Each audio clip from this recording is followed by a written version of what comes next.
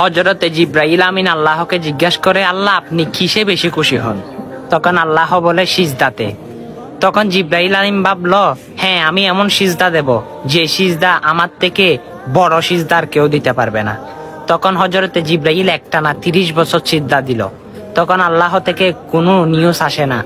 তখন জিবরাইল আমিন জিজ্ঞাসা করে, আল্লাহ আপনি বললেন আপনি সিজদাতে খুশি, আমি তো 1 বছর সিজদা দিয়েছি, আপনি খুশি হন নাই? তখন আমার আল্লাহ বলে, হে জিবরাইল, আমার আরশের দিকে তাকাও। আরশের নূর দ্বারা লেখা রয়েছে লা ইলাহা ইল্লাল্লাহ মুহাম্মাদুর রাসূলুল্লাহ সাল্লাল্লাহু আলাইহি ওয়াসাল্লাম। সেটা দেখে জিবরাইল আমিন বলে, আল্লাহ এই কালেমার সাথে এই নামাজের সম্পর্ক কি? তখন আল্লাহ বলে, এই আখেরি নবী মুহাম্মাদুর রাসূলুল্লাহ সাল্লাল্লাহু আলাইহি ওয়াসাল্লাম তার উম্মত আসবে, তাদের উপর আমি 5 ওয়াক্ত নামাজ ফরজ করব। সে 5 ওয়াক্ত নামাজের মধ্যে 17 রাকাত ফরজ। প্রতি রাকাতের মধ্যে তারা সিজদাতে বলবে সুবহানা রাব্বিয়াল আলা।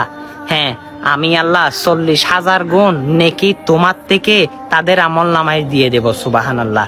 হযরত ঈসা রূহুল্লাহ পর্যন্ত আল্লাহর দরবারে ফরিয়াদ করেছে মুহাম্মদ সাল্লাল্লাহু আলাইহি সাল্লামের উম্মত হওয়ার জন্য। তিনি শেষ জমানায় আসবেন দুনিয়ায় পুনরায়। হ্যাঁ, সেটাই আমার নবী। দেখেন আমার নবীর পাওয়ার কত। হ্যাঁ, অবশ্যই আপনি যে নিয়ামত পেয়েছেন সে নিয়ামত কোনো নবীর উম্মতেরাই পান নাই, সেটা নিয়ে গর্ব করুন। এই ভিডিওগুলো ভালো লাগলে শেয়ার করতে ভুলবেন না, কারণ আপনার ইমানের মধ্যে জন্টিস হয়েছে। ভালো কিছু মানুষের কাছে শেয়ার করতে পারেন না, এটা যদি ভালো লেগে থাকে শেয়ার করতে ভুলবেন না। আমিন।